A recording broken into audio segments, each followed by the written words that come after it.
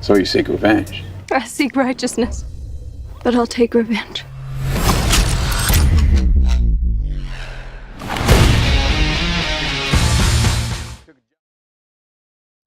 Thank you for joining us for another Movie Lingo discussion. I'm Eddie Lingo, and today we're going to talk about Magnificent Seven. Magnificent Seven is actually a remake to a 1960 film of the same title, Magnificent Seven, which is actually an American rendition of a 1954 film called Seven Samurai. So there's a little history for you in case you didn't know.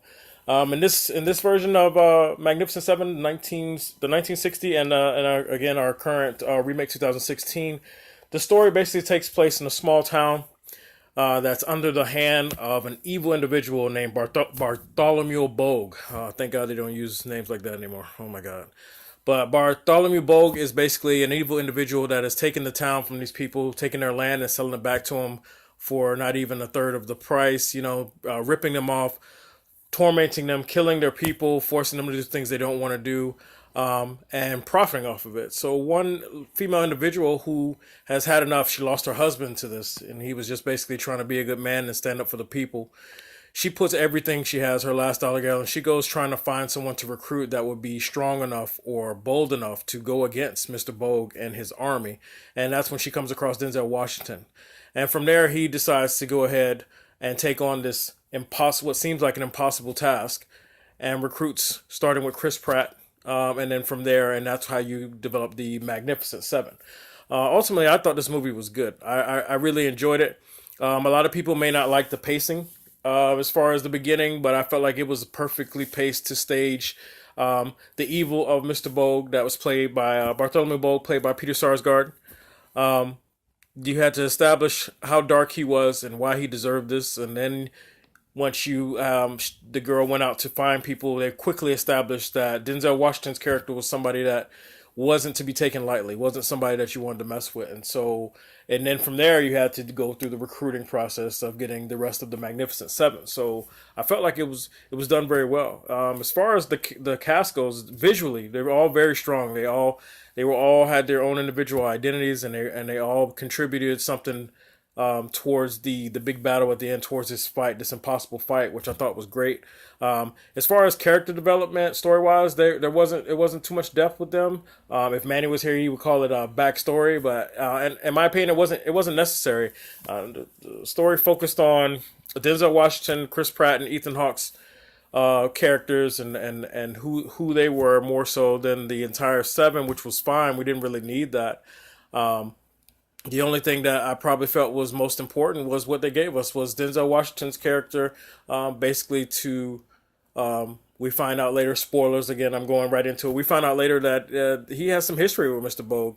Bogue doing the same thing he's doing now. Some years ago, Denzel Washington's character lost his sister and his mom to that same type of behavior that he's still displaying to this day. So he needed to finally take a shot at him and get this chance. And he saw this girl in need. He saw his sister and how she would be today if she was still alive. So I thought that was very key information. And then of course you have the history of Ethan Hawke's character, and he's supposed to be this elite sniper from the army and shooter, but he's got something that's holding him back. He's kind of tormented from his past, and he's not the warrior that he once was, and then he has a moment of redemption at the end. So I felt like in everybody else's role, we got to know, what they can contribute, and they were in for the fight, and it was good. I thought this was a true Western, probably one of the how should I word it? The truest or the most realistic or true to the genre. This is probably the one that's most true to the genre that's hit the big screen in some time. I know that maybe in the last 10 years, there have been some great Westerns that have come out. And I know a lot of people probably throwing stuff at the computer or your phones right now, yelling at me because Django was a great Western. It was a very entertaining film, but I felt like it wasn't a true Western. I felt like it was flashy, it was cool, and it was, it was gritty, and we loved it, but it just didn't feel like a true Western. And then you also have The Homesman that had Kurt Russell, Bone Tomahawk that had Kurt Russell also, and then Jane Got a Gun.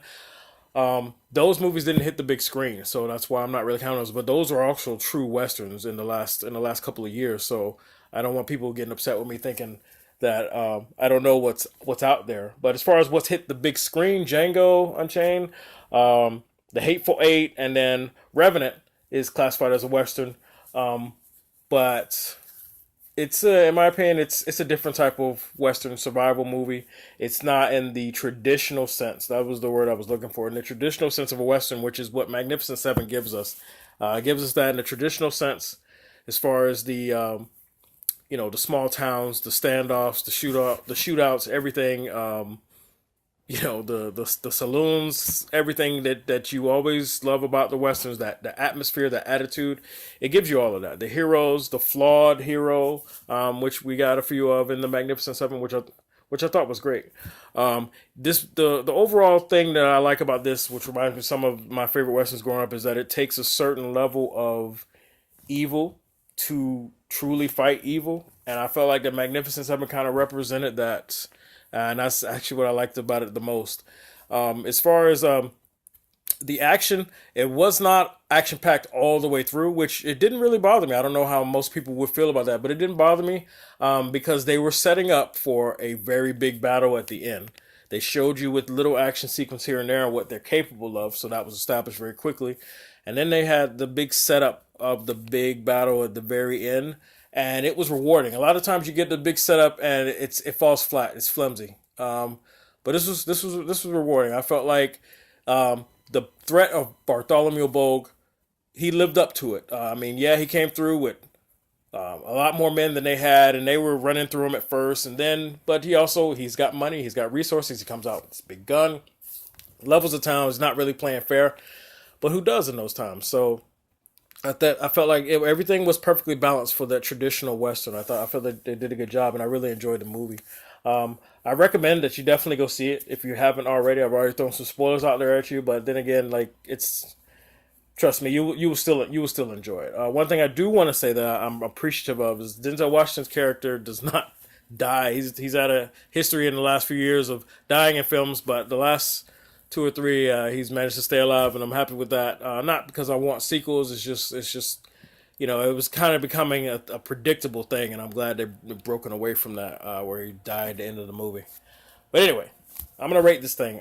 So basically, because of everything we got from this movie, I thought it was a very good remake from the 1960 film. And I thought it stayed true to traditional westerns, so I really, really appreciate it. The pacing was good. However, it wasn't anything groundbreaking as far as the way it was shot, cinematography. It was so true to it that I'm just going to leave it right at 7.5. Not because I didn't like anything about it. It just didn't move me or wow me enough to get that 8 or more. That's a 8 or higher is sacred ground for me, and the movie has to make me feel a certain way. And I enjoyed this movie, no doubt. Definitely enjoyed this movie. And the 7.5 I think is fair. Of course, if I had the other Movie Lingo people with me, then we would probably get into a debate. Manny probably wants some backstory or whatever. And Michael will probably mess up that math, but it's cool. But since you just got me, this is what you got, 7.5. Let me know in your comments how you feel about it. If you enjoyed the movie, if you saw the original, how'd you feel about it compared to the original? And let's talk about it. All right. So thank you for joining us for another Movie Lingo discussion. I'm Eddie Lingo, and we'll see you on the next one. How many men you say?